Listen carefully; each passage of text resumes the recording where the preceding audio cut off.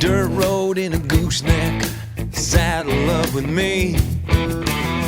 Dry land in God's country, crops far as I can see. The headlights on both ends of my heat day. This country life is for me. Ride with us, HPJ. Ride with us, HPJ.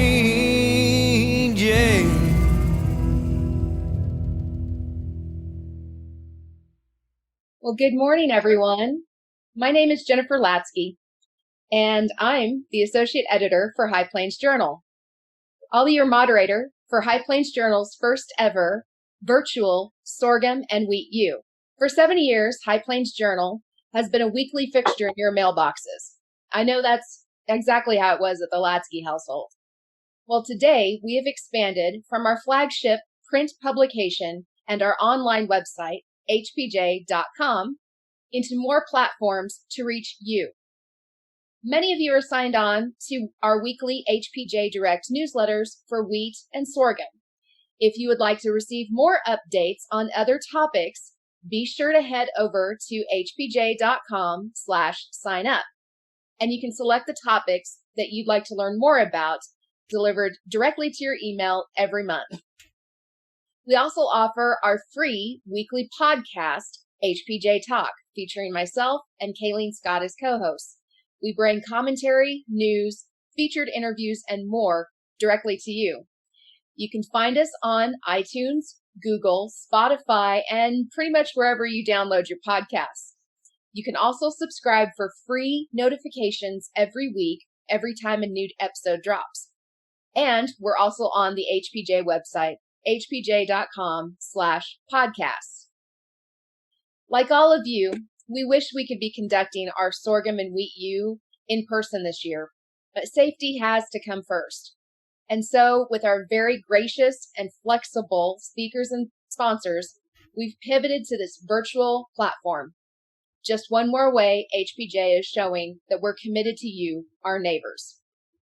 Now, I'm sure many of you have had some sort of experience with the Zoom webinar platform over the last few months. But for those of you who may be unfamiliar with how this will work, let me share some notes. First off, we have already muted your video and your microphones. If you have questions, and that's exactly what we want to hear, we ask that you click on the chat box below and type your questions in the pop-up box that appears to the side of your screen. We've built in plenty of time to ask questions during the webinar. All of our sessions will be recorded, and the recordings will be posted soon after we're done at hpj.com/SUWU. The schedule of sessions and speakers is posted there as well. If you miss a session live, don't worry. You can always catch up with the recordings at a later time at your convenience. And be sure to share that with others that weren't able to come on for the live webinar. And now we have a word from our session sponsor, S&W Seeds.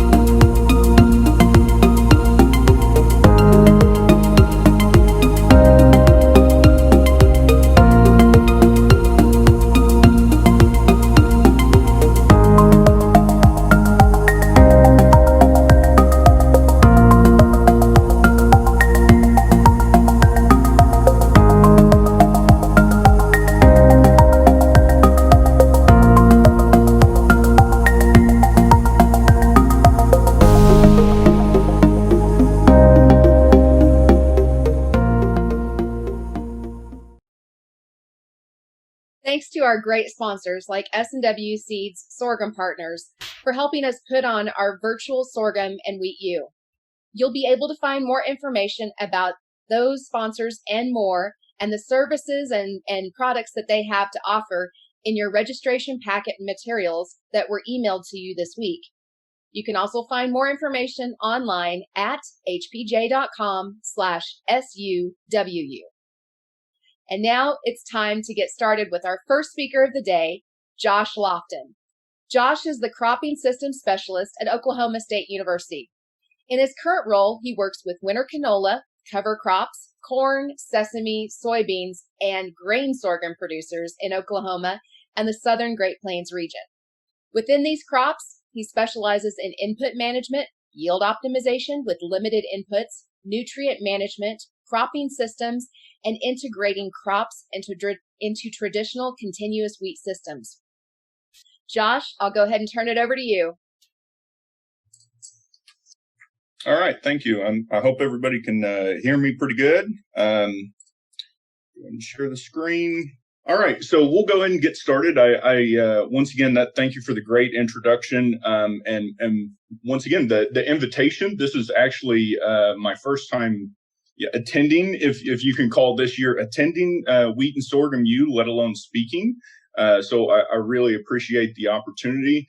Kind of looking at the topic today, optimizing or pushing sorghum management, kind of go hand in hand. And kind of with the limited time we have available, I wanted to almost concentrate our look today through sorghum management, or kind of what we dictate as sorghum management through focusing on inputs and input management and how we decide what inputs are important.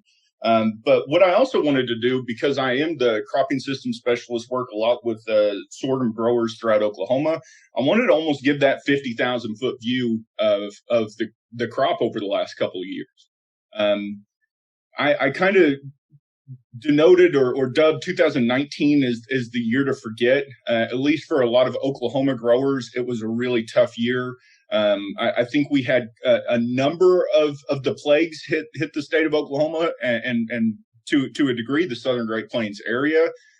We, in between a massive flood, prolonged drought, we had massive issues with locusts and grasshoppers, and we even had a field taken over by frogs. So I think that qualifies enough as some plagues to really get us going. That I think too many times during the course of 2019, we said, I can't wait for 2020. And kind of this is what we got left. And I think John Travolta down there at the bottom kind of summarizes this year 100% of, I've spent a lot of time out in growers' fields looking at issues and with them nowhere to be found, because of the pandemic. So it's been a very interesting 2 years. Every year, I think, in the Great Plains is very interesting. These two kind of will probably top the charts for the most part. But beyond those, we can really start to take away some messages about our crop, and for me specifically sorghum over these last 2 years. And I kind of the bright shining spot of 2019 was how resilient sorghum actually can be. And that feeds a lot into what we're going to talk about today. There's a lot of producers throughout Oklahoma, especially western Oklahoma, that shouldn't have harvested a crop.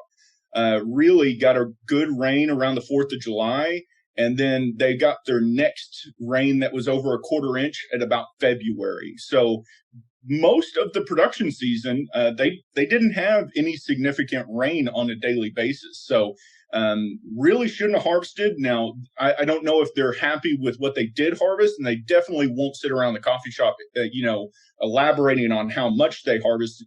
But we were able to pull something out off the ground, and I think that's a very positive thing to take away from sorghum.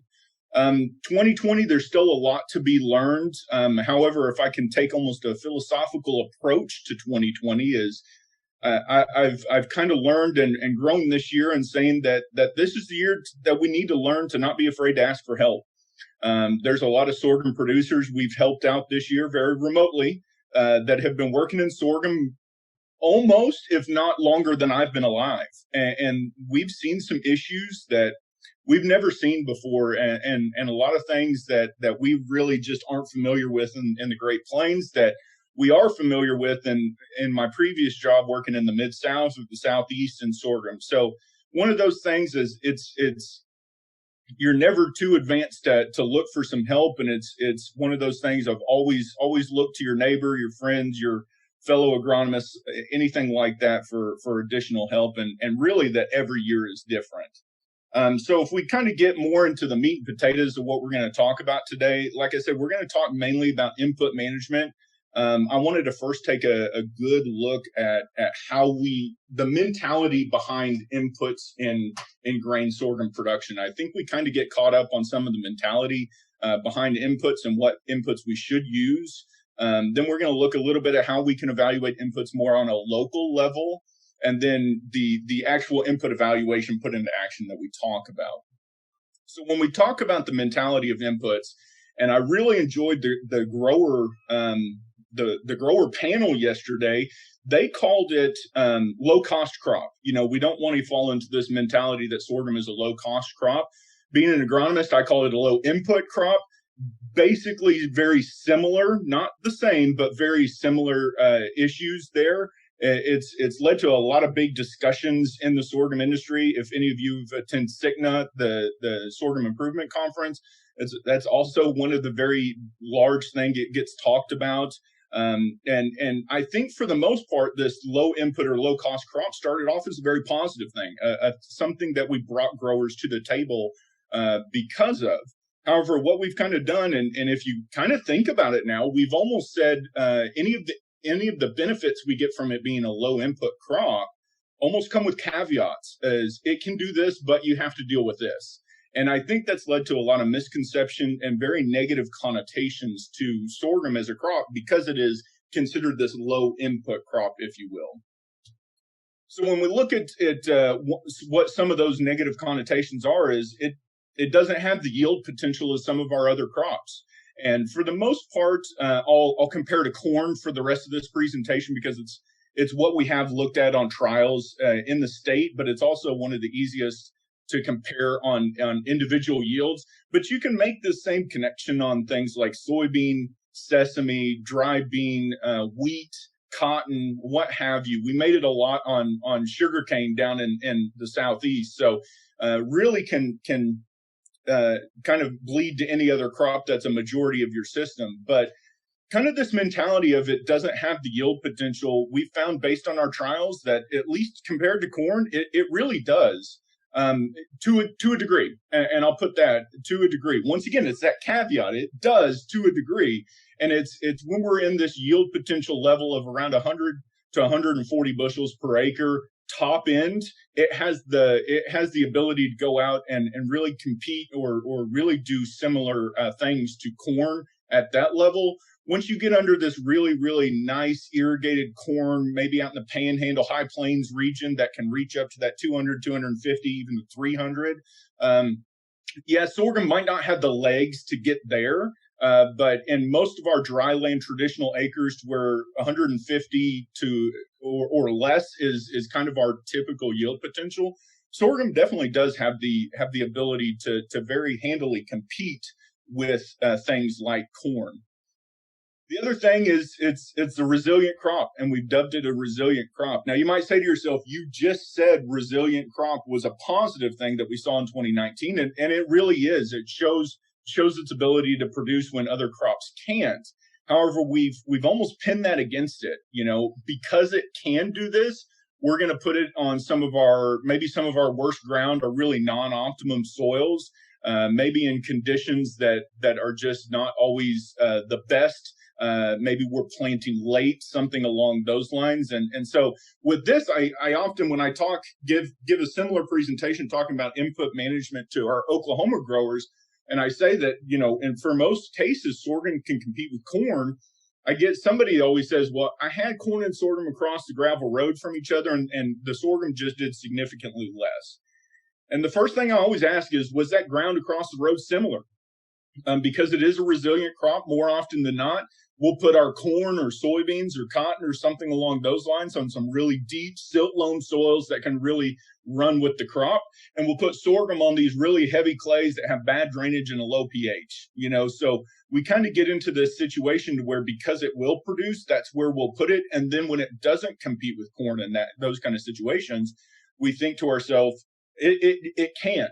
If put in the same field in the same conditions, it definitely can. And the other thing I bring up more often than not is, and it's something that I heard Rick Kokenhauer say multiple times when he was at Oklahoma State, is, are you going to treat this like a crop? Are you going to actually treat grain sorghum like a crop, or are you going to put it out there and set it, forget it, and come back and harvest at the end of the season? So we really have to kind of jump and overcome those hurdles whenever we start talking about the mentality of, because once we do, and once we think of it as a primary crop, something we can do and something I'm willing to put inputs in, then I almost challenge to say the low input moniker gets very positive, because due to its ability to withstand stress, we can almost see a better response to our inputs because of that. And that's kind of where we want to focus. And Kent brought up the barrel yesterday, but with a low input or low input crop, we see more consistent or high response at low to moderate input levels. And this is that Liebig's law of the minimum.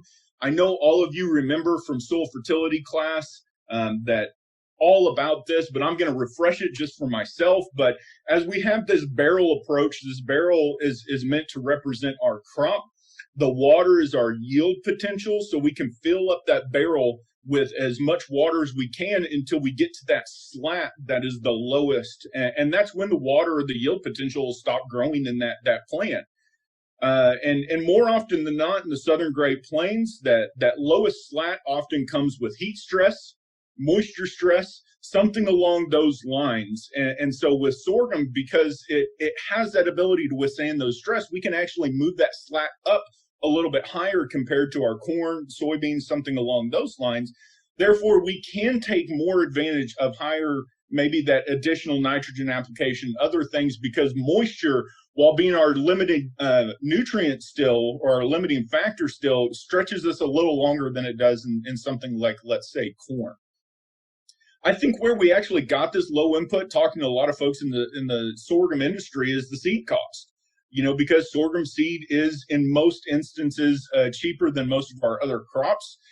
We think of it as, if I didn't have to pay a lot for seed, I don't really have to pay a lot for other inputs. And I want to kind of transition that. If I didn't have to pay a lot for seed, maybe those are funds that I can have one of two things. And I always like dynamic decisions. I don't ever like to say, when you save money on seed cost, you need to put it here. One of two things. Either one, I can redistribute those funds to another input that I know that I might need, or B, I can pocket those in a really tough year and have like almost a little honey hole or a little kitty sitting on the side that I'm already in the positive before I even come out of that year because my seed cost was lower. So we want to think of it in those kind of mentality and kind of start shifting our mentality when we think about input management in grain sorghum as a whole.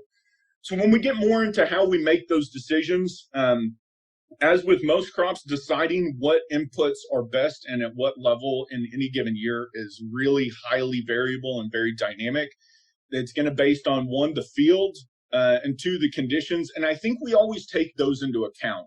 This is a really rough field, so maybe I need to do an additional management option, or maybe a little bit less comparatively. However, one thing that I don't think we take into account as much is our other management practices, and how do those actually impact our decision on inputs and which ones we always take. Now, another thing I want to go on the grower panel from yesterday is looking at inputs. They all said we need to look for things that provide economic return. And I agree with that. However, I think we need to not lose the forest through the trees so much. We look more often on economics and we fail to look at agronomics. And me as an agronomist, I like to look at both of them, but I always stress that the agronomic benefit of an input should be evaluated first. That's your primary concern. of whether an input is a quality input or not is do we get a bump in yield that can actually provide itself some benefit. I always say that economics are very dynamic. We can say to ourselves, this is good input. Whenever my costs are lower or my returns are higher, this can be something I integrate. But whenever it's the opposite way, we might not be able to, because we don't want to get into the mentality of I want to put something out because it's just a couple more dollars per acre.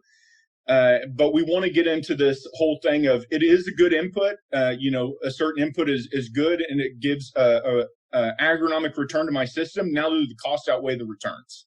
And that's what we have to get into. And kind of like Jenny said, is I'm not all about just pushing inputs. There's nothing wrong with being conservative.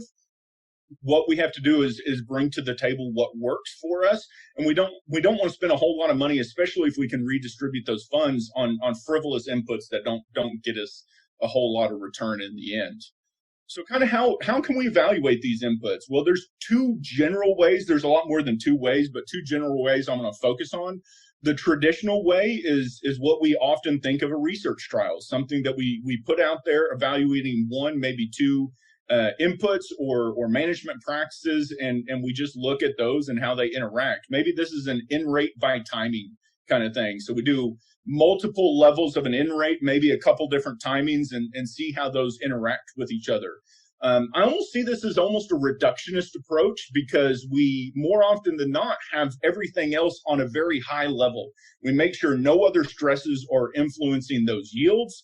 That way we can just evaluate those two individual inputs. And while this has a very large place, and this is what a bulk majority of agricultural research is based on, I like looking at input management on almost an omission trial perspective. And that's kind of what we're gonna talk about here.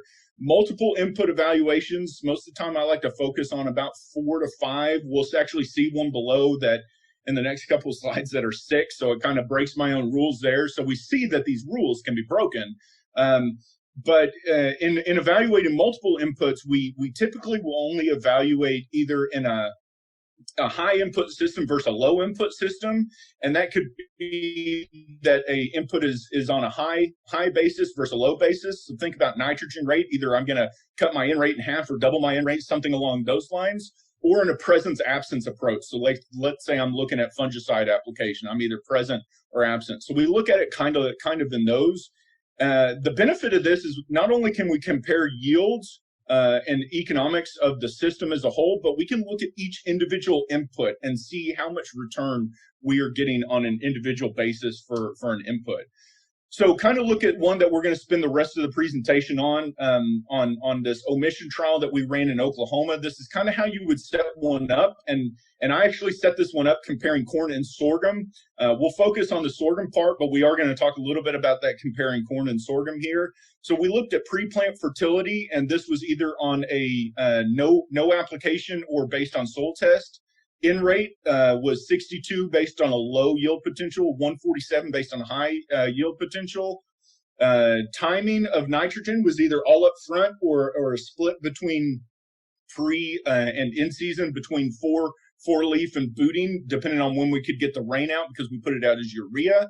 A foliar fertilizer, either presence absence. Insecticide treatment, either presence absence with transform. Looking at SCA control, and then a fungicide looking at, once again, presence absence. And we use headline. We actually did that treatment for the corn in this system, but I just extended it to the sorghum to kind of just see what headline would do for the sorghum. So when we look at our inputs, how we actually evaluate the system in an almost omission trial approach, I went ahead and left up at the top what our inputs and what the levels were, but this is kind of a busy slide, but we'll look at it. So we have our low input check, basically to where we had no pre-plant, we had a low in rate, we did everything up front, no foliar fertilizer, no insecticide, no fungicide. We also had a high input check to where we had pre-plant based on soil test, that 147 in rate, we split it at pre and in season. We had foliar fertilizer, insecticide, and fungicide. Those are our checks. So that's what we're going to compare everything to in season. And then if we take a treatment, let's say this nitrogen timing, once again, we had no pre-plant. We did that low 62 pounds per acre rate. However, we split that between a in-season and a pre. So we had 31 pre, 31 pounds of nitrogen in season, no foliar, no insecticide, no fungicide. Look at it on the same perspective on the high input system. We did have a pre-plant based on soil test timing. We had high in rate of 147, but because we were looking at this in timing, we put everything up front because that was at our low impact system. Foliar fertilizer was applied, insecticide and fungicide was applied. So that's kind of how we have to evaluate it. These treatments over here are kind of what we're going to be looking at for the rest of the presentation, and kind of looking at what basis we had for each of those. So once again, this trial was born out of this concept that if you treat corn like sorghum and sorghum like corn, how does things respond? And this is the response to that. And this is where we hold a lot of our things of, given inputs similar to what we would manage in corn, we actually can see sorghum get out and run with us, where our high input system, sorghum was about 8 bushels lower than corn was in this system. Then you have to start taking the seeding costs and all those other costs into account. But if you applied all these high input to corn and sorghum, we saw that it was very competitive with corn at this yield level. However, when we look at the low input system, we see that the sorghum yielded 13 bushels higher than corn. So we see definitely at this low input system, we see the benefit of sorghum, and we can definitely stretch to this moderate yield level and see that sorghum can very much compete with corn at that level as well.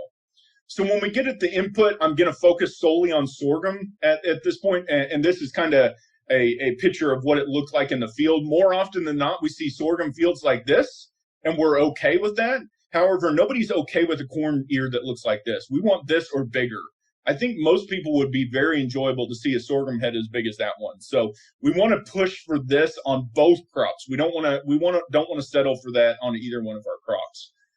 So when we look at the actual input management system, we have the treatment very similar to what we had here. So if you can refer back to this table at the top, this is our yield for the individual treatment. So this is the yield. 78 bushels would be the yield of the low input system when we just added pre-plant fertilizer program. This change in yield is comparing the yield that we got for the individual treatment back to the check in the low input system where we have all the pluses, where we're adding just a singular input. We're comparing to that low input check. Where we have these minuses, we're comparing back to the high input check, this 119. And where you see a negative, where at the high input check, since we're taking an input out, you would expect to see a yield loss. This is the cost that we calculated for each of the inputs. This is based on a lot of calls to co-ops, what we actually spent on the product, and our, if you will, our budgeting OSU enterprise budgets. This based on the cost of the material. This would be sorghum at, I think I did $3.20 sorghum. This would be how many bushels we need to break even based on the cost of the input. And then this is our difference. This is our difference from critical. So how much we actually yielded above this critical level. So we see here, we got a 9 bushel increase compared to the low input check. Our critical was 7.6, so 9 minus 7.6 is that 1.4. So that's what we yielded above that critical threshold. So what we see here is anything that's highlighted in gray to the left are inputs that we saw a positive effect above that critical level, above that break-even point. So we're talking about pre-plant fertilizer program, in rates, splitting that nitrogen timing and insecticide treatment. The interesting thing is I run these input trials on a lot of crops, soybeans and corn, sorghum and sesame even. We rarely see a mirror to where the inputs that are important in the low input are the same ones in the high input, but we did see that here, where the same 4 were important both front and back. However, what I shaded over here is Dr. Bill Ron, fertilist here at Oklahoma State, always used to tell me that if you didn't get a benefit of 5 bushels over break even or not, growers would have a problem going with that input. So what I've shaded over here are things that we got a 5 bushel increase over break even. So we're talking about in our low input, and this is where the differences happen. In our low input, we're talking about nitrogen rate, insecticide treatment. With our high input, we're finding the greatest benefit of nitrogen timing, in rate, and pre-plant herbicide or pre-plant fertilizer program. The interesting thing, I want to bring 2 things up before we kind of start wrapping up. is nitrogen timing was very beneficial at a high input system, but not at a low input system. We didn't see it. We saw it just barely get over break even. And I think a lot is that to do is we were just nitrogen stressed in general. And so it didn't matter, splitting it out didn't get us gaining that much efficiency whenever we were nitrogen stressed just overall. The other thing I want to point out is that insecticide treatment was highly beneficial at a low input system, but was just barely over break even at a high input system. And we struggled with why that was the case until we actually looked at the maturity. So this is actually one that we have on a project that Brian Arnold's doing, looking at nitrogen management in sorghum. Where we are nitrogen stressed, we're typically 1 to 2 weeks later in maturity than where we have sufficient nitrogen. And that's what we had here is we had a longer time for that plant to sit out, waiting for those sugarcane aphids to come in and be damaging in a low input system than we did in our high input system, which we planted early and we were able to get out before the aphids really caused too much trouble. We still did find a benefit in insecticide application, but because we did all of our other inputs right, we actually were able to escape some of those. And so I'll kind of hammer home that I think nitrogen management is probably the most limiting input and limiting nutrients we have in sorghum. There's a lot of folks getting it right across the countryside, but then there's a lot of folks that just aren't justifying how much input we can put in. And I always caveat that we can control. I always think water is probably our most limiting nutrient, but we can control nitrogen. Can't really, outside of irrigation, control water. I wish I could say that nitrogen's easy, and this is a whole other presentation in itself, but several factors play a big role in not only the response, but the efficiency. And this is one that actually came out of an omission trial that we did a couple of years ago, looking at nitrogen response in the presence of Johnson grass. So we got a nice clean response, good yield potential, 90 bushels or 90 pounds of N per acre of our critical where we had no Johnson grass. However, we really lost a whole lot of yield where we had Johnson grass present, and our critical nitrogen rate needed to just achieve optimum, even though it was lower optimum, but just to achieve optimum was much higher. So we actually saw here just in low presence, we're talking about 1 to 2 rhizome-based Johnson grass in a plot. We increased our critical N rate up to 120 pounds of nitrogen per acre, and we didn't even hit 100 bushel sorghum on this one. So really interesting stuff. You can kind of find this is something we would have probably never looked at if we would have just looked at those individual traditional treatments or management practices in itself. So kind of those take-home messages, changing the mentality of sorghum and the input system is critical for the industry. It's fine to call it resilient. I think we get into a lot of trouble when we call it a low input or a low cost crop. This is not only for the folks that are here on the call, but being on this call means that you are definitely pillars within the industry, and you can go out and talk to those other growers that are looking at sorghum and talk about how you need inputs. You still need to manage with inputs, and the whole thing, it takes money to make money. Inputs are probably the inputs that were important that we found in low input system are just as important in the high input system. It's really just how important they were changed based on what kind of system we were in. And kind of to wrap up, I highly encourage folks to evaluate these. These omission trials are fairly difficult to set up. They're very easy to implement once you actually get everything set up correctly. I highly recommend all the growers on here contact your consultants, your educators, your state specialists, and say, I want to have one of these demonstrations because I really want to see what my inputs are looking like on my field. Not only does it get you a better idea on a local level, but it kind of helps you take those steps further on what inputs I think I'm missing, which ones I can drop out of my system in favor for some of the other ones, and kind of get that better understanding of the interaction of our inputs and factors. And with that, I think I have maybe a little bit of time for questions. I do have to thank Oklahoma Sorghum Growers, Oklahoma Sorghum Commission. They fund a lot of the work that we have and really support the program. So I greatly appreciate those growers that serve on that, as well as Jordan Shear for really taking a lot of time out of his day to kind of help manage that. All righty. Thanks, Josh. So we do have some questions from the audience. First off, from Brent B, in the input study, was water the limiting factor, and how much rain did the trial receive? And what was the insect pressure in that trial? Yeah, so Brent, that's a great question.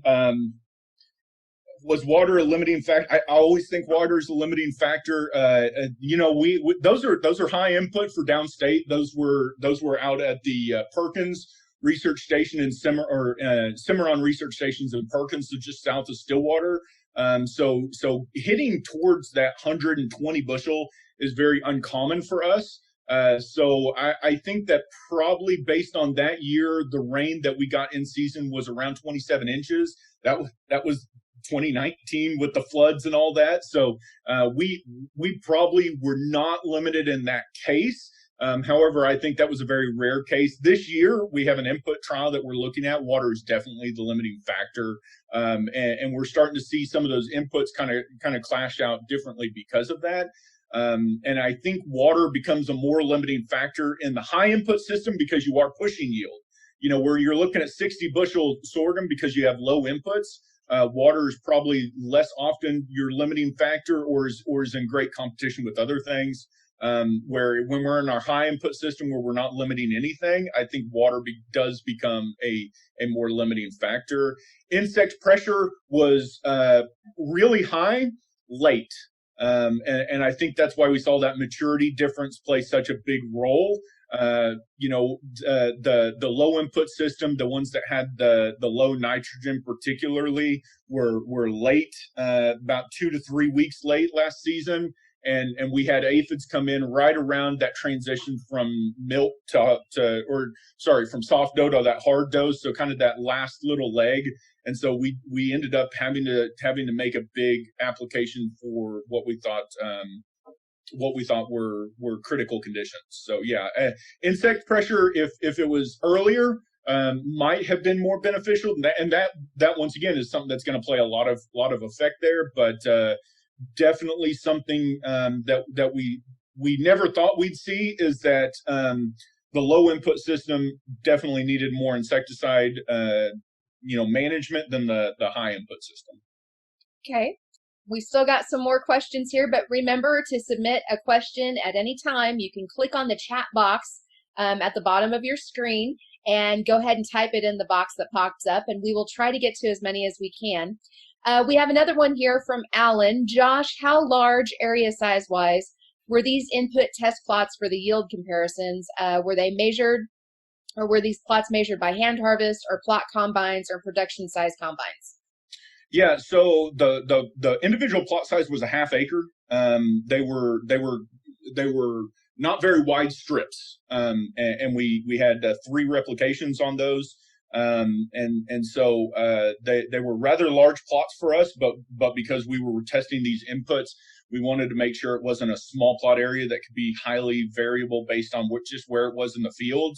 And they were because they were such big, we did combine harvest them, and but because they were strips, we didn't have the or we don't actually have a production combine ability on our strips, so they were small plot combine, but yeah, combined and about half acre plots. Okay. Ray Smith asked, grain sorghum has a higher protein level than corn. Does that mean nitrogen is more important in grain sorghum, especially when we're trying for high yields? You know what, Ray? I don't know the answer to that. We're actually doing a study this year. Us and ARS out of Manhattan is actually looking at some of our management practices on sorghum quality. It's something we really haven't paid a whole lot of attention on, and maybe that's the fault of us.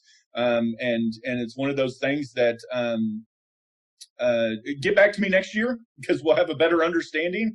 But right now, all it would be is a guess if I answered that question. So that's a great question, and you're definitely in line with what we're thinking. And I don't know the answer to that directly. I know that corn needs a lot of nitrogen because of the biomass that it produces, but from a grain conversion standpoint, I don't know the answer to that. Hopefully in the next year or so we will know that answer.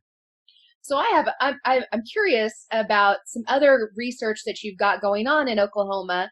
If I remember right, last year there was a research project going into sorghum's role in greenhouse gas as a sink for greenhouse gases out there in the panhandle. Whatever became of that, because grain sorghum seems like it would be a really good answer for reducing our water use for that sustainability question that we have out there. Yeah, and I know that's so Jason Warren, our soil and water conservationist, as well in conjunction with National Sorghum Commission, is working on that. I'm pretty sure Brent might actually know a lot more answers to that question than I do. I know that's currently ongoing. At least talking to Jason Warren, who's kind of heading that project, and Summit, who's our agronomist out in the Panhandle, really finding some positive results, I do believe. As far as really looking at comparison of specifically corn, is what the nitrous oxide emissions off managing sorghum at the traditional N rates is compared to managing corn at traditional N rates. So looking at those kind of situations from a greenhouse gas emission, that way if we do find some very positive, Jenny, just like you said, very water conservation crop, if we can get it to where it's a nitrogen conservation standpoint too, that gets us a long way, especially in the next couple of years where the environmental standpoint might make a lot of decisions. That rolls me into my next question. We're starting to see segmentation of markets for a lot of our traditional crops like wheat and sorghum, where we have more market opportunities available, whether it's not just food or feed anymore. There's, ethanol and so many other things that are coming on board. With our new racehorse sorghums that are coming on in the pipeline that are already here, do we see some more work into the management of those racehorse varieties, of how we can get the maximum out of them for the least amount of cost, or the more efficient cost? I think so, and I think the tail of the tape will be once we get a lot of these herbicide-resistant hybrids on the market.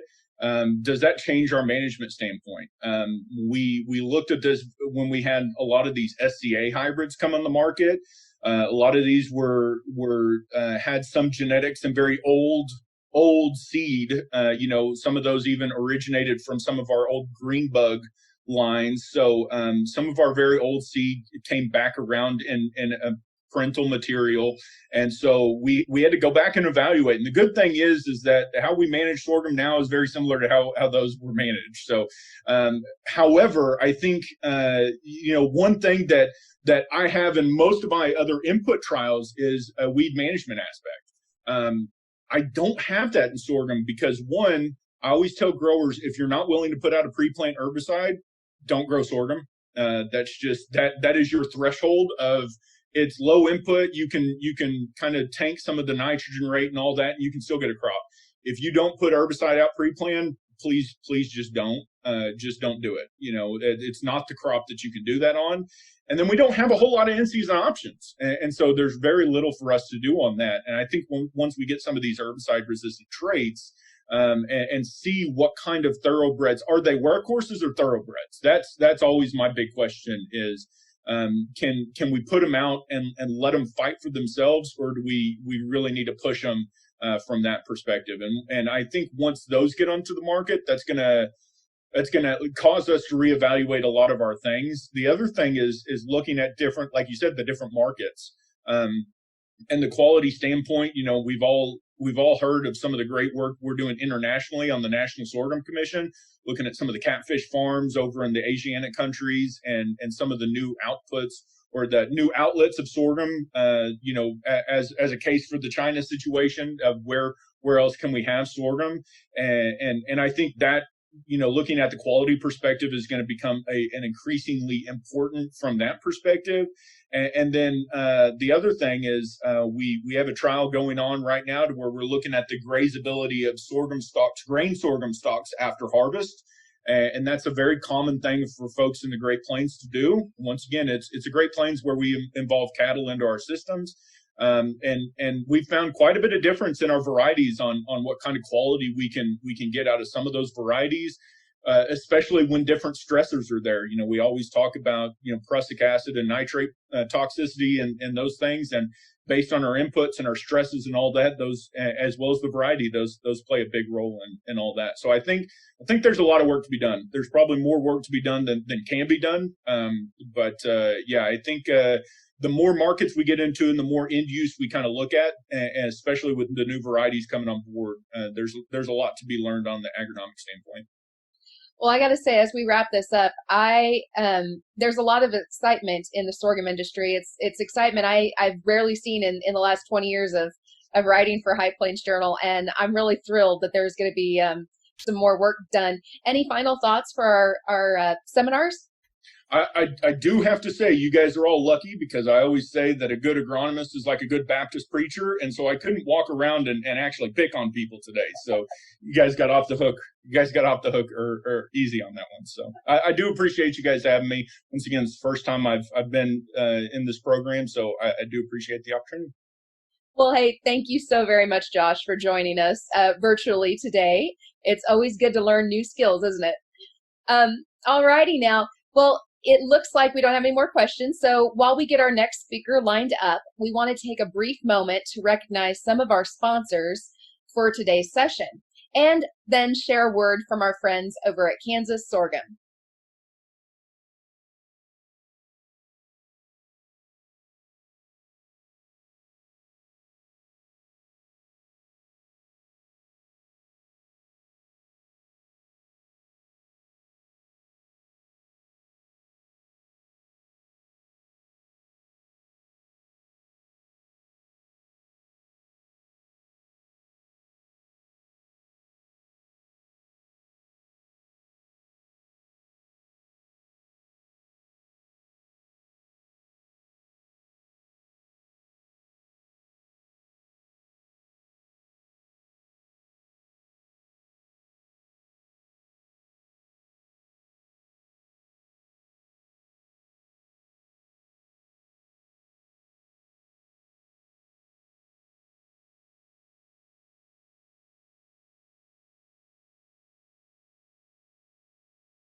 Successful farming depends on making the best decisions you can with the information you have.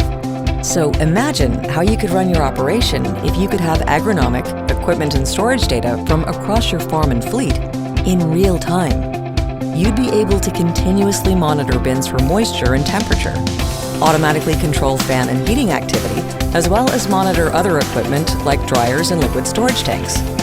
Identify in-field conditions with soil probes and weather stations with GPS mapping, as well as schedule agronomic activities. You could test for protein, oil level, starch, moisture, and test weight, then market to buyers seeking specific grain characteristics at a premium. Track profitability with the integrated day-to-day bookkeeping function, even be prepared for the growing demands of crop traceability from seed to sale. Well, you can do all this and much, much more with AGI SureTrack. AGI SureTrack is an independent platform for the connected farm that includes hardware, software, sensors, crop marketing, and trusted equipment for bin monitoring and grain conditioning. All the data you generate is yours. You own it. And it's all provided as a subscription with full service and support. Imagine that. Finally, an integrated platform built just for you. Using data generated by you that includes all your operations activity on and off the field. AGI SureTrack.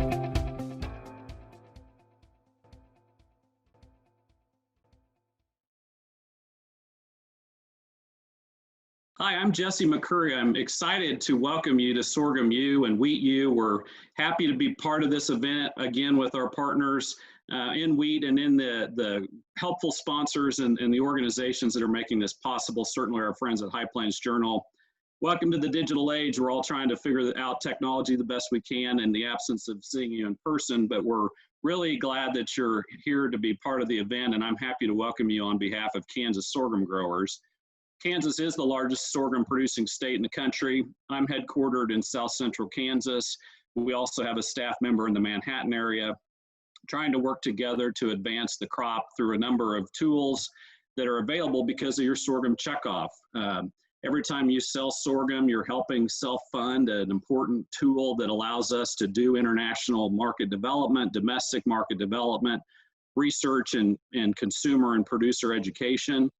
At the commission, we've been very focused historically on the sorghum breeding program at Kansas State, working with our partners at the Water Office and the Department of Ag in the state of Kansas to have impact on lower water intensive crops like sorghum, genomics, and other good things. Also happy to work with International Grains Program and the U.S. Grains Council, the Department of Ag, to try to make an impact that is noticeable on your operation. On the other side of the house, we have a membership organization that gets involved in more of the policy and the politics and the regulatory front, trying to keep good tools on the market in terms of chemistry, trying to help on the Farm Bill, trying to support our friends and really be your grower voice. But that really only matters if you've got skin in the game, and we really invite you to be a member of our organization. That comes with some additional benefits, but also just helps us do more on behalf of Team Sorghum. Want to run through a list at kind of a snapshot of some of the policy issues that we're looking at. EPA remains very critical. Trying to keep available chemistry on the market for growers is very important and time consuming and challenging at times. Also see some needs and opportunities around the transportation side and infrastructure side in agriculture. And depending on how some of the federal bills may shake out, and also some of the partnership with some of the state organizations in the transportation space, think about Kansas being landlocked and the opportunity that may exist for some container facilities or some additional transloading type things might be very beneficial. Also, environmental policy and sustainability is not just a buzzword anymore. It has an impact when you have important consumers and important buyers that are asking for it, and also providing incentives that are at times very attractive for growers to look at how they're producing their crops and how they're rotating their crops. And sorghum has a great story there in terms of soil health, in terms of wildlife habitat, in terms of their water profile. Hopefully we're going to get to this final COVID package, or the next COVID package, that has some strong components in it for agriculture. Trade has been very important for sorghum and will continue to be. We're excited to be in the Vietnam market. And also I want to remind folks at FSA, first of all, I did this at Sorghum U last year, is to try to thank your local FSA staff, because they have a tremendous amount of work in front of them and a lot that has to be delivered. And one of the options that growers might look at is this WIP Plus program. If authorized, if one has suffered a loss due to a qualifying disaster, typically this is in drought counties and also in some excess moisture counties, but we continue to hear sorghum growers that have an eligibility for that program that can be very beneficial to them. Just want to remind everyone that we remain very competitive and in the mix from a budget standpoint. agmanager.info has great tools by region, irrigated, non-irrigated, and you can look at possible returns by region and substitute your own numbers in these tools. Been on, at this snapshot, a nice improvement on the drought monitor. We've had some timely rains, and obviously sorghum still has a ways to go to finish. Most of the crop is probably in that boot stage. We're starting to see more and more of it getting headed out, and by the time we wrap up August, we're in a better profile than we were recently.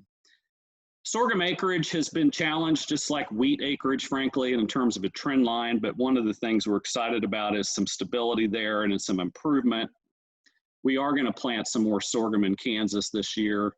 We did plant it, in fact, had estimated at 2.75 million acres, up 6% from last year, and the area to be harvested is similar.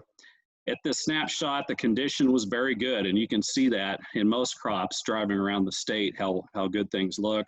And at this stage, again, making progress in terms of heading out and coloring and getting to the finish line. The basis front and the market for sorghum has been reflective of China demand. This is a deviation map of basis this year compared to the 3-year average, and there's some very positive improvement. Hearing lots of things about basis and new crop bids from +20, +40, even +70 in a circumstance, and so be mindful of the opportunities that may be out there in terms of marketing your grain. In the Mulvane area, you can see that in terms of an improvement, about +20, which is very positive. So I just want to continue to communicate confidence in the crop in terms of the things we're doing from a trade standpoint, from a policy standpoint, from a crop improvement standpoint. We've got great partnerships and great growers of the crop. Want to be a clearinghouse of information for you, and just want to encourage you to enjoy this event, to reach out to us and the High Plains Journal and take advantage of the opportunities you have here with Sorghum and Wheat U. Thank you very much. Well, thanks, Jesse, and thanks to the Kansas Grain Sorghum Commission for being one of our sponsors for our virtual Sorghum and Wheat U. Sponsors like the Kansas Grain Sorghum Commission and the following help us bring opportunities like this to you, our friends and neighbors. Protect the Harvest, Ward Labs, AGI SureTrack, Alta Seed, Kauffman Seed, Kansas Wheat, Heartland Soil Services, BASF, and S&W Seed, as well as Shield Ag and American Ag Credit. We appreciate these sponsors, and we want to draw your attention to the digital program that was emailed to you with information about them. Now joining us is Scott Staggenborg, Product Marketing Manager for the Americas at S&W Seed Company. Scott, thanks for joining us, and I will let you go ahead and take it away.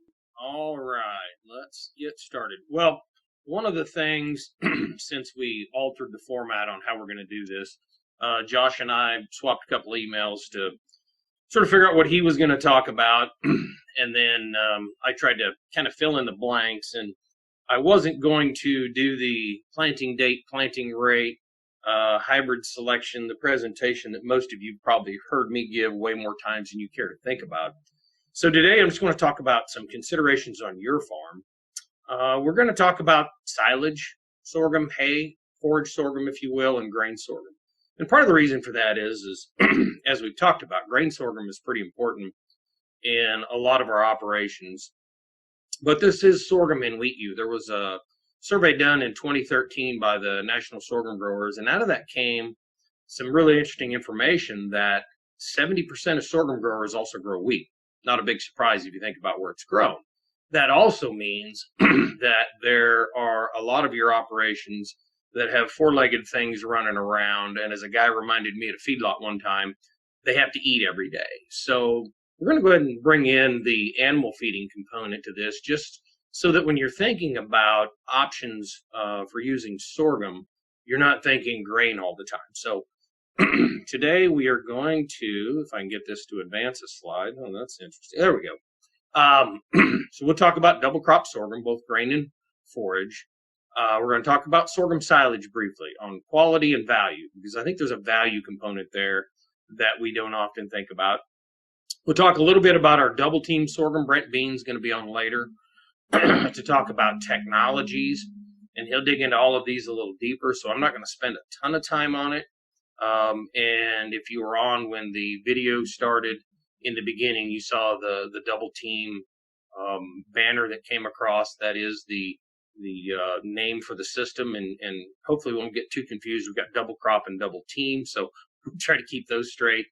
We're going to talk about forage sorghum. And again, when I say forage sorghum, I'm talking about the things you hay and graze. I want to talk a little bit about seed costs and returns. And then we'll talk a little bit about the new technology we just recently announced for forages in our Duran-free sorghum. So let's go ahead and get started. I probably better start my clock here so that I don't go too long, because I don't know that Jen knows how to get me off of here if I don't. But nonetheless, we'll get going. Well, Jesse just mentioned the fact that sorghum prices are strong, and oftentimes when that happens, we do see an interest in double crop sorghum for grain because it gives you an opportunity to take advantage of the economics. One of the things back when I was doing a lot of work with no-till cropping systems was there was always this, with wheat in the system, there was always this challenge of the transition between summer crops and winter crops. And so, we did things like plant wheat after summer crops and plant them late. There was always this process in a lot of places in the state, particularly the central part and even eastern part where we get more rain, is that one of the easiest ways to transition from wheat back to row crops is double crop. And so, again, something we're going to spend a little bit of time talking about. The other nice thing about double crop sorghum is the fact that it utilizes summer moisture. If you think about the I-35 corridor, is how we've always referred to it. we get a lot of rain. We get a fair amount of rain in July and August with wheat harvest occurring in early June. You can get double crop sorghum in late June, early July. You've got an opportunity to take advantage of the rain that comes in July and August. I know back when some of the early no-till cropping systems work was being done, the folks out at CSU that started a lot of this talked about how the best way to utilize moisture is have a crop growing when it occurs. I know there's a lot of folks that say, well, that rainfall falls on wheat straw, wheat stubble. That's a fallow system. It'll be there when I need it next spring. A lot of the fallow efficiency data suggests it's only about 20% efficient. So you're better off having it fall on a crop and try to make use of it there. And then, of course, we talk a lot about, when we talk about grain sorghum, we talk about, or double cropping, we talk about grain sorghum, but I'm also going to remind you that there are options for haying and grazing, or hay it the first time and graze it the second time. So we'll talk about what hybrids you should put in there and a little bit on the management. Okay, well, when you go to do an evaluation, Josh did a good job of showing what all of us agronomists think about. We think about yield and all of these things. One of my first jobs was an area extension specialist, and I had the advantage of being in the office next to an ag economist, Kevin Dubetter. So, the thing about yields and inputs and all of this, it sometimes gets complicated to keep up with what did what. The best way to evaluate a system in the end is how much money do you make. Anytime you see dollars in here, with the exception maybe of updated prices, but anything associated with cost, my source is going to be the one Jesse just mentioned, agmanager.net. We use their budgets for about everything when we do these sort of comparisons. But nonetheless, Mark Clausen, back when he was operating the Heston station in Harvey County, had a study that had, it was a cropping system study that had, I think, 11 different systems. If you've ever run a system study, even thought about running a system study, that's pretty intensive. But nonetheless, two of the treatments that Mark had in there were sorghum double cropped after wheat and soybeans double cropped after wheat. And I could find data from 2004 to 2008. I can't remember when the station closed, but it's got to be somewhere in that 2008 range. But nonetheless, across this 5-year span, the sorghum averaged 73.6, called 74 bushel, and the soybeans averaged 20. And so you can see the soybean yields here in the orange boxes, and the sorghum yields in the blue boxes, and then the dashed lines for the means. Put in the current prices. I looked these up last week when I was working on this and trying to get things. And so these are cash bids these are bids for new crop in South Central Kansas. This would be in the Wichita area. And so when you put those to it and use the costs that agmanager.net or the K-State has out there, right now with the prices being strong, sorghum looks somewhere in the range of $120 an acre compared with $21 for soybeans. So something to keep in mind is, I know if you've never done this, you think about the risks. What's my yield going to be?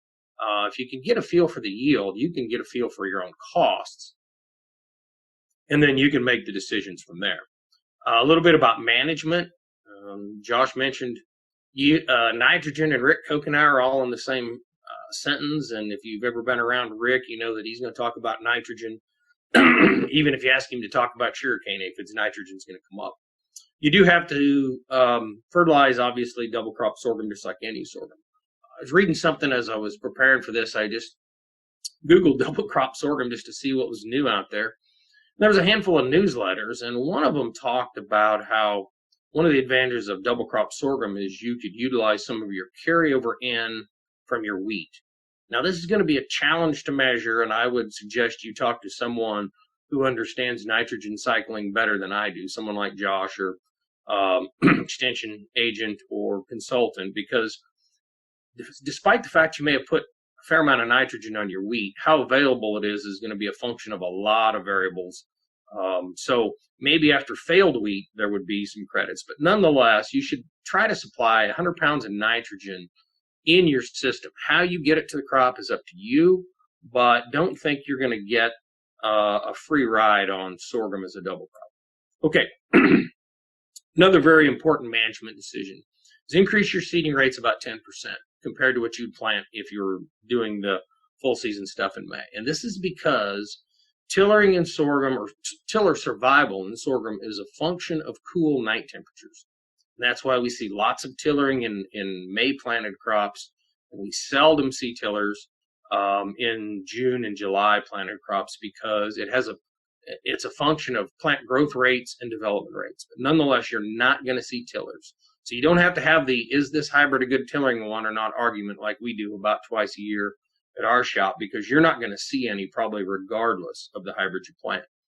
And again, if you don't put enough plants out there, plant higher seeding rate, and you get a poor stand, now you're counting on head size to compensate, and never like it in sorghum when we count on one variable to do all of the compensation. Herbicide programs, I'd think of them about like I would a full season program. However you do that, you're going to have volunteer grass.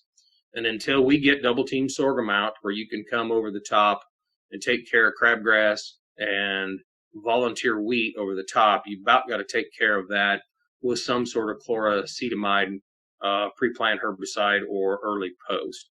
And then, of course, broadleaf weed control is going to be similar to what you always use, whether you can still use atrazine because of resistances, or whether you go with a husky type mix, or, as much as I hate to say this, you go with something with the phenoxys, a dicamba, or something like that. But nonetheless, weed control is still going to be an issue, because to be successful, you're going to want to get some rain, and when you get rain, we get weeds. All right, hybrid selection. Obviously, you're going to go with a shorter season sorghum hybrid, something in that medium early range. I would get something that's sugarcane aphid tolerant. You think about when the sugarcane aphids move up from the south, your May planted crop or your early planted crop is much bigger. So 500, 1,000 plants, bugs per leaf is not such a big deal on that size of plant. You put that on a 2 or 3 leaf sorghum plant, you've got real problems. We've got a new hybrid out, SP43M80. This thing was actually selected back when we put nurseries down in the Blackwell area. There were a couple of years between the sugarcane aphid and the chinch bugs. We only harvested about 4 plots, and this hybrid happened to be one of them. So it can handle, it's a pretty tough hybrid, can handle the conditions, but it represents what you're looking for, something that's medium early and sugarcane aphid tolerant if you can find it. If you can't find SCA tolerant hybrids, medium early, high yielding, and make sure you put a seed applied insecticide on it. That will give you some coverage against early SCA, at least for a while. If you can't get something that's tolerant, the seed treatment helps. A lot of times when we plant double crop, depending on how the fall goes, getting it out of the field is always a challenge for folks. It's nice that desiccating crops to aid in harvest has become something that's more widespread in south central Kansas, north central Oklahoma, and I would something I would keep in the back of my mind. This is one of those seems like game time decisions. It depends on the year as to whether you need this or not. But right now, I think the most effective approach is use some glyphosate on it.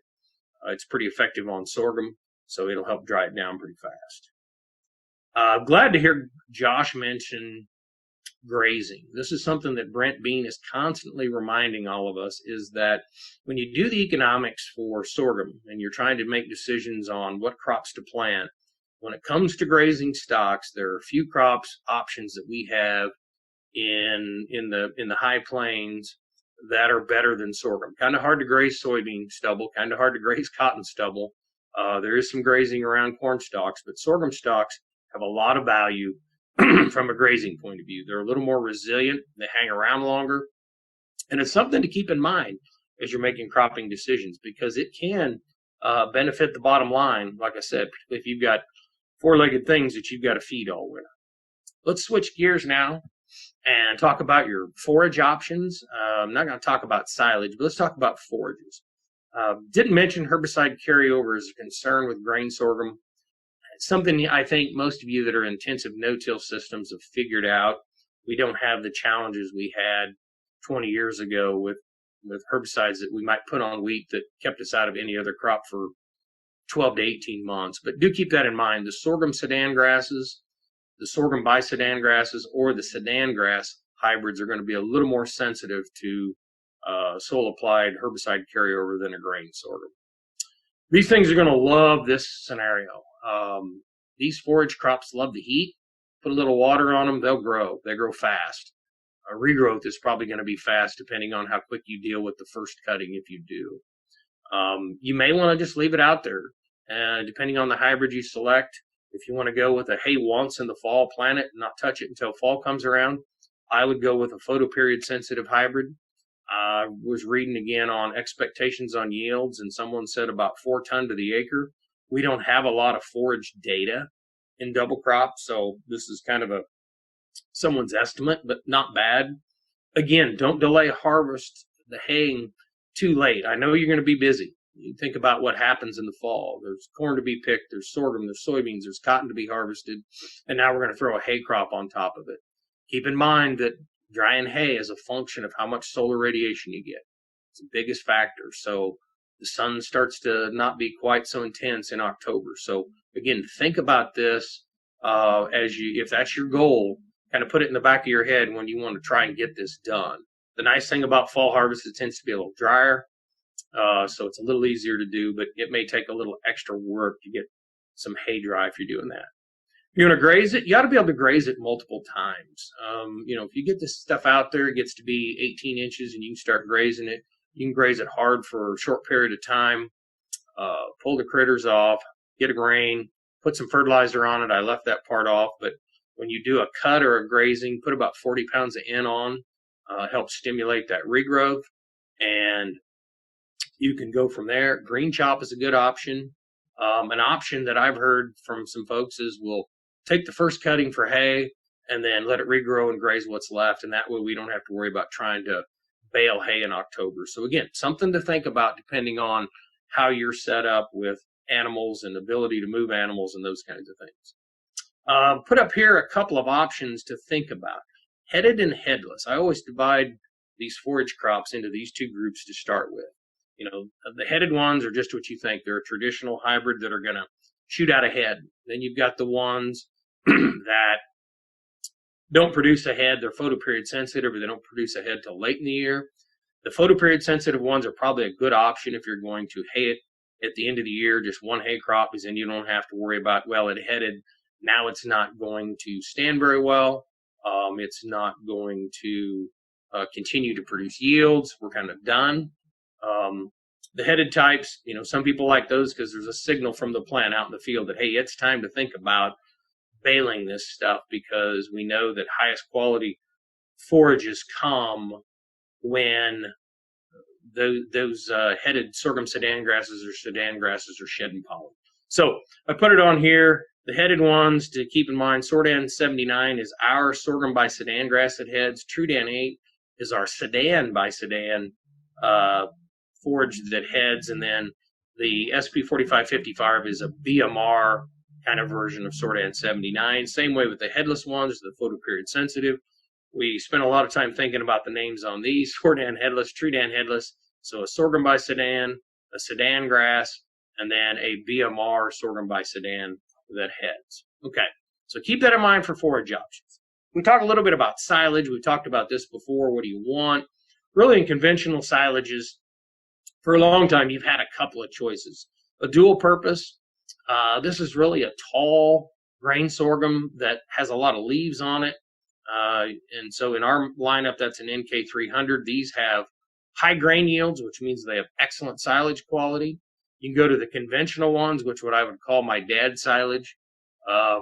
This is what, as a kid, when someone said they were going to go chop silage where I grew up in Northeast Kansas, this is what they were chopping. These are the old conventional types that get 10 to 12 feet tall. They have extremely high forage yields. They're often sweet stalked, but the silage content quality is a little lower because there's lower grain in it, because there's much smaller heads in taller plants. And then, of course, a photoperiod sensitive. These really don't have that much of a place. We were really interested in these during the biomass market. They will yield. You want to win a yield contest, you put one of these in there. But the quality of the silage is low. It's all leaves and stems, so you're after a fiber source. It's a good hybrid, but there's no grain in it, so you're not going to get that energy boost that you would get from the starch from the grain in the other two. BMRs, non-BMRs, I'm not going to spend a ton of time on BMRs. These have been around a long time. But if you compare the BMR type and the non-BMR type, you can see they're higher or lower in lignin, higher in digestibility. You see the brown stripe in the midrib depending on the which BMR source it is. You will see either 6 or 12 in the market. I don't believe anybody else is using 18, but nonetheless, no need to spend a lot of time talking about BMRs. They're out there. If you look at some of the feeding studies, this was done at the University of Nebraska years ago, compared BMR forage sorghum, non-BMR forage sorghum, and corn silage. They actually fed animals, and you can see that the BMR forage sorghum or silage sorghum was very similar to the corn in terms of quality and in terms of milk yields, and better than the conventional sorghum. Again, this depends on your needs. Sometimes you may not need high quality silage depending on what you're feeding it to. And we can talk about that if you really got that question in more detail, but I'm not going to spend a lot of time on that. All right, something that's new to the sorghum industry, and it's not that new. It's been around for 6-8 years now, but the brachytic dwarfs. So sorghums are dwarfed. Again, I showed you the conventional silage sorghum that got 12 to 10 feet tall. When I would see sorghum in native environments like West Africa, you see a lot of very tall things. We have dwarfed them basically to make them combine height. A brachytic dwarf is a specific type of dwarfing in that you get more stacking of the leaves like you would see in a grain sorghum plant, but it tends to be in the middle of the plant. And so what you get is something that has a lot of leaves. So you see and the leaves are typically very large. All of them that we sell, and most of them on the market, have a grain head on them. So they have a very high quality silage, and they're stacked with a BMR, so you get kind of all of the best things. You get high grain content for high energy, which makes high quality silage. You get a BMR so you got maximum digestibility of that leaf and stem portion. Increased standability. They're shorter. They don't get as tall. So when you have wind events and some of those kinds of things, you don't have as much trouble. And we have seen that they have quality similar to silage. Okay, one quick thing on silage harvest. This is very, very important in sorghum because we don't get very much benefit from a kernel processor, and an uncracked sorghum kernel doesn't do you much good.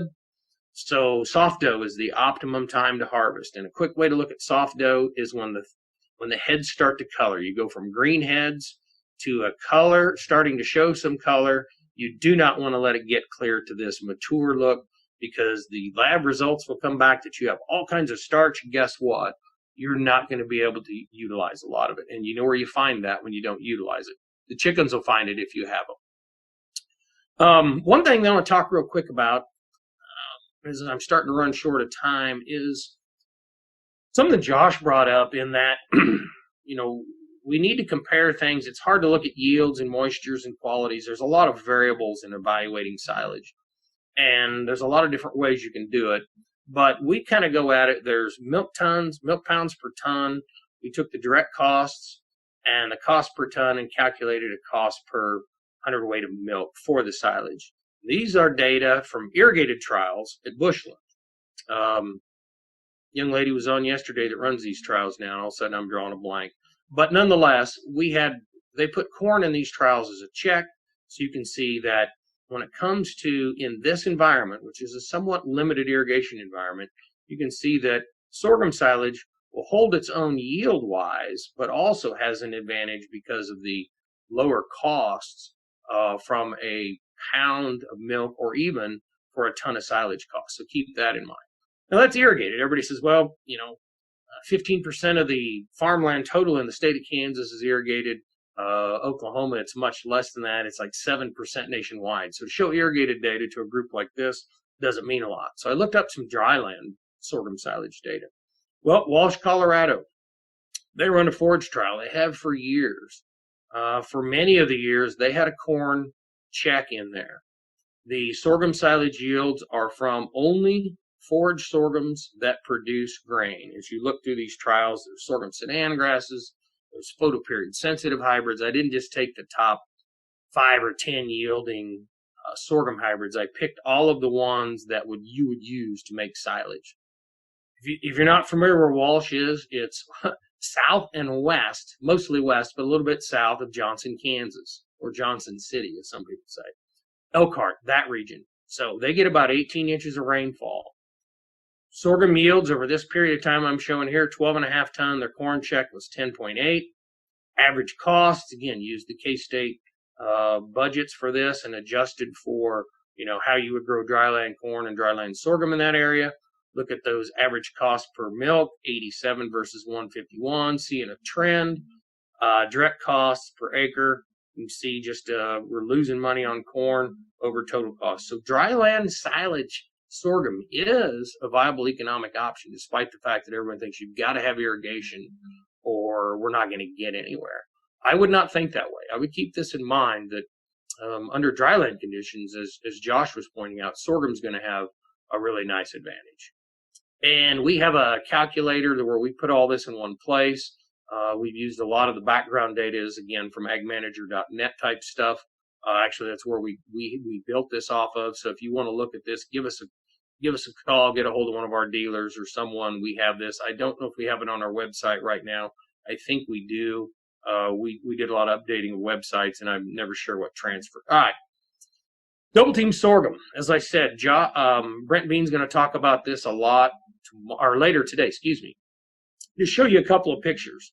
Gruver, Texas, and Alva, Oklahoma. This is a double crop field right here. This is some crabgrass 7 days after spraying. You can see this stuff's not healthy. If you look at the crabgrass in the check, it's as green as this sorghum plant here. This was sprayed with 10 ounces of Quazalafop. This is a field near Gruver, Texas. This farmer plants this field to sorghum silage because of his Johnson grass problem. He just harvests it all together. This is the double team sorghum and what it's done to control the Johnson grass in that field. And as I said, Brent's going to talk about this technology a lot in his presentation, so he has a lot of our information. I'll leave that to him, but we're pretty excited. This stuff is pretty effective in controlling grasses, as you would expect. The technology and the plant's strong, so crop responses, not a big deal. And we put it in our elite genetics, so right now we're pretty optimistic about how it's going to yield. So more information on that to come. We'll be talking about that a lot in the next month or two. All right.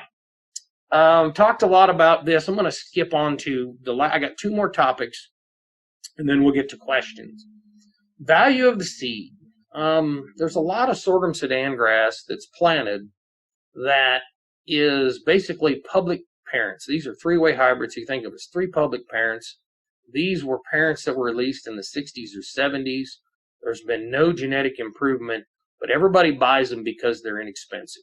I use the word cheap in the title, and I probably shouldn't have, but nonetheless. These are things where you pay $35, $40 a bag for it. You're being price conscious because you don't want to spend a lot of money on seed. If you look at something that's proprietary, something that's where there's actually been breeding and improvement, our Sordan 79 is the example here. You'll pay more for a bag of seed for Sordan 79. There's no doubt about that. But in the end, your yields are going to be higher. Your seed costs per acre are not that much different, and your returns are big. So I had someone tell me one time that cheap seed is often the most expensive seed you can buy. So keep that in mind when you start thinking about sorghum Sudan grass, your forage sorghum needs. You don't have to come necessarily buy from one of our dealers, but we'd like it if you did. But nonetheless, think about spending a little money on your sorghum Sudan grass seed. It will pay in the end in terms of yields and returns on values. All right, the last thing I want to talk about is our Durin-free sorghum. Durin, just to walk you through this real quick, most of you are probably familiar with this. Durin is a compound that's in the leaves, and Durin by itself is not harmful. You put it with Durinase, which is an enzyme that's in neighboring cells, if you will. And when you combine the two, you get prussic acid. And often the combining is because of a damage. Frost, chewing, cutting, trampling, all kinds of things. You get prussic acid, which is harmful because it interferes with the animal's blood's ability to carry oxygen. It's more lethal in ruminants because of the way the enzymes and everything work in their system. and nonetheless, we can have problems. Well, you may or may not have seen, but about a month ago, we had a press release announcing that we signed an exclusive licensing agreement with Alta Seed to access the Durin-free trait that most of you knew from the K-State days. Mitch Teinstra developed. Mitch is now at Purdue. They developed a Durin-free sorghum Sudan grass, or the trait in sorghum, which means you can put it in anything. And we've licensed it. We've got a global exclusive license to this. We're pretty excited about it. It's a non-GMO, so we don't have to worry about GMOs. It's been something that's been a benefit to sorghum. Don't know that it was such a concern in forage grasses, but nonetheless, you still have that option. We are developing forages, grains, and silages. And you think, why grains? But remember, we're talking about grazing grain sorghum. So if all of a sudden now you could graze grain sorghum well into the winter and not worry about what prussic acid challenges you might have as the temperatures drop. Obviously, with forages, it's a big deal. We have a few plots out this year to look at some. There'll be wider scale testing in 2021. We're planning a feeding trial in 2022. Obviously, to do a feeding trial, you've got to be able to grow some forages to feed. So we'll do that in 2021. Would have pushed this all up a year, but this pesky COVID thing kind of slowed things down. And product launches are possible in or after 2023 if this all goes well. Some quick photos from a trial that's done at Purdue. This is the Durin-free hybrid. These are some commercial BMR sorghum Sudan grasses. And after 2 days of grazing, the sheep pretty well came in and buzzed this one off. And they grazed this one, but not at the intensity of this one. When they took the Durin out, we're seeing a change in palatability. And if the deer and rabbit infestations in our plots are any indication, it's holding true across the species. So with that, I'm going to stop. And I think, Jen, just go ahead and stop sharing so we can take questions. Well, hey, Scott, thanks so much. And folks, don't forget to click on the, click on the chat box at the bottom of your screen and type your questions into the box that appears over to the side. Scott, while you were talking, we had some questions submitted from Ray Smith. He wants to know, and I'm guessing this is a carryover from yesterday's topic from our friends at BASF. Are grain sorghum seed treatments effective on wireworms? I think yesterday she was talking about the neonics and that they were somewhat effective. I think the comment she made was it kind of makes them drunk. It doesn't really kill them. And those are basically what we have. Our sorghum seed treatments are neonics, so I would not expect it to be as effective as the product she was talking about. Okay. We had a question from Jordan. Any recommendations on how best to apply nitrogen mid-season on those forages? Yeah, that's always a challenge with forages because when they get big, it's tough to do. What I was talking about often with mid-season is, and I didn't talk about it with the sorghum sedans, is, again, start off with about 80 to 100 pounds of N down at planting or pre-plant in the system. Again, how you get your N in the system, credits and all that you need to consider. And then after you graze it or harvest it the first time, then you can put 40 pounds of N over the cut stubble, and then you can get some on. If it comes to a silage crop, your challenge is there. It's pretty tough. It's something foliar, and you have to start thinking about how you get foliar things on high boy sprayers, irrigation systems. I don't think anybody's I don't think flying it on is very effective. So yeah, that's a big challenge with silage sorghums. Forage sorghums, you can do it after a grazing or a harvest. Okay. Ray also asks, how do higher nighttime temperatures affect tillers? Do we get more or less tillers? Well, someone should have called Vanderlip and put him on. This is his topic. But the reason we get tillers in sorghum we plant in May is that plant development and photosynthetic rates don't respond to temperatures the same. So when you get cool nighttime temperatures, your photosynthetic capacity keeps going, but your development rate slows down. So you're not producing as many new leaves and stem material. So there's excess carbohydrates goes into the tillers because that's sort of the outlet. And that's why and there's a great slide, I should have put it in, but May planting in Manhattan. There's one where they planted in May through the 1st of July, and the May planting, big contribution from tillers. As you delay and the nighttime temperatures increase, then the development rate and the photosynthetic rates match up better. So there's not as much excess carbohydrate to go into to have to be dealt with, and we just see fewer productive tillers. So that's what we've always seen. It's kind of the same thought process of planting wheat late. You plant wheat late, you increase the seeding rate, but it's for the opposite reason. The plant's starting to slow down, and it's the same thing, though. It doesn't have excess carbohydrates that it can put into tillers. So you see fewer tillers, just to answer his question, you see fewer tillers, less tillers when you have higher nighttime temperatures. Gotcha. So increase your seeding rate. I'm not just saying that because I sell seed. Speaking of which, I've known you for a long time. I've known you from both the public and private sides of sorghum. We're seeing a boom in the research pipeline, and not only with the Durin and prussic acid that you all are releasing, but there's all sorts of other new things in the pipeline that are exciting. What excites you about the opportunities for the future of sorghum as an industry? Looking at it both sides of the sectors that you've been on. Yeah, so I think the exciting thing is corn improved a lot, through a lot of added traits because of molecular biology techniques. They did, and it's not just the ability to do it in a lab, it's the ability to do it with high throughput. And we're starting to see that now in sorghum. K-State's got several projects going on where they're partnering with people to do high throughput genomics and putting genomics to the phenomics. We would not be where we are today without our molecular lab. Being able to do marker assisted breeding, speed things up. 43M80 is a great example. That was the parents for that were selected and advanced for several generations just based on markers. We didn't take it places and go, let's expose it to the insects to make sure it's SCA tolerant. We had the markers. We said it is. We know it is because of the markers, and we move forward and could select through, 400 potential parent lines down to the 4 or 5 we brought forward just based on markers and things grown in a greenhouse. So it's the plant breeding in everywhere is still the same. It still takes time in the field to grow a generation, but what you do at that time is the thing that's most important.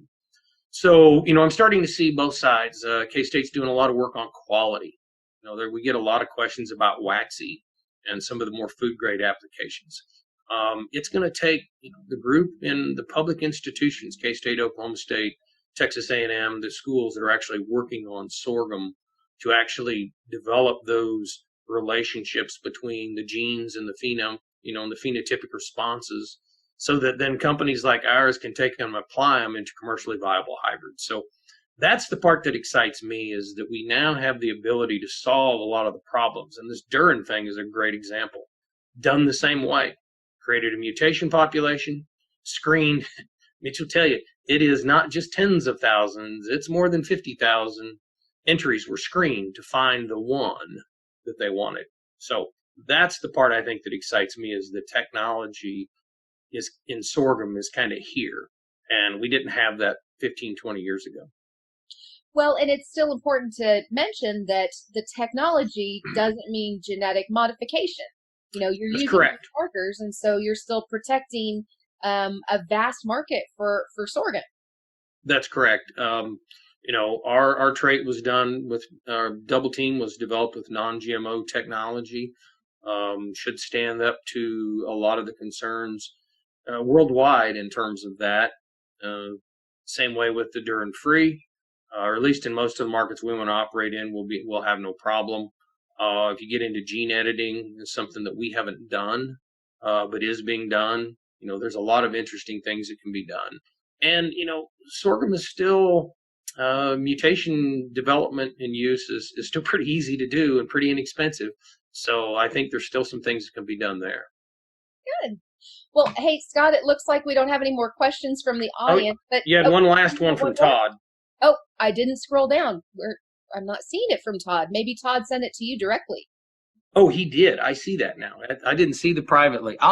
Well, his question was about the use of glyphosate in grain sorghum at high altitudes. We get into those folks growing sorghum in southeast Nebraska, northwest Kansas, eastern Colorado. And the biggest thing there is that you will see glyphosate will still work. It may be slower. So a lot of the South Texas folks spray and try to plant harvest within a week. They never get very far ahead.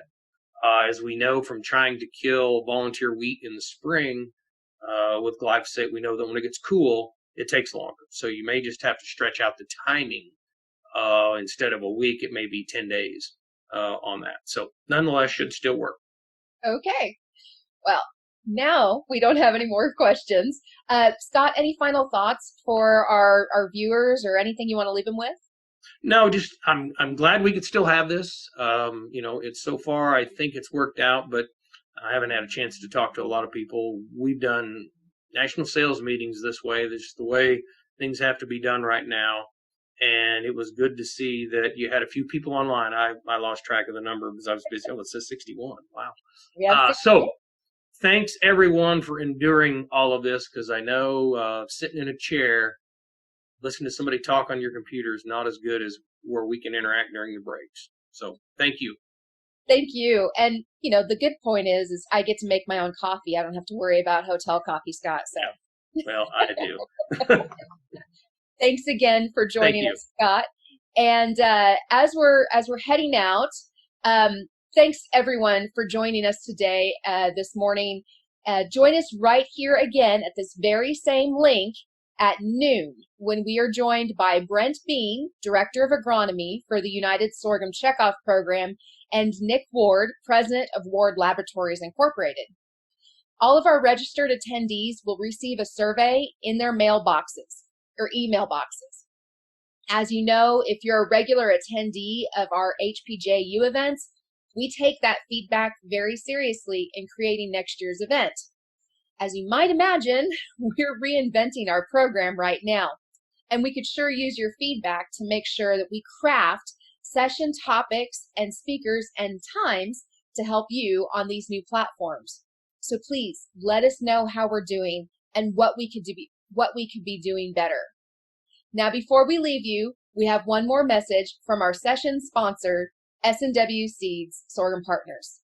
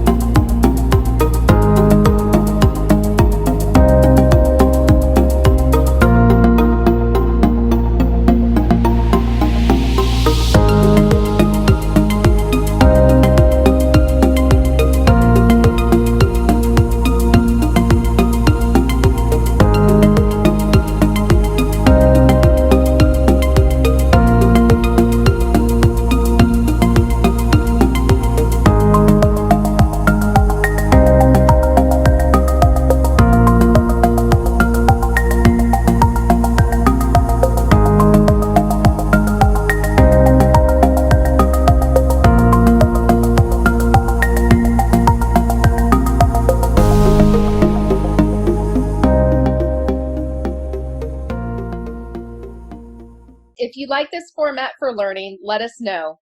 Remember, our Cattle U is now going virtual as well this year, and that will be September 8th through the 11th.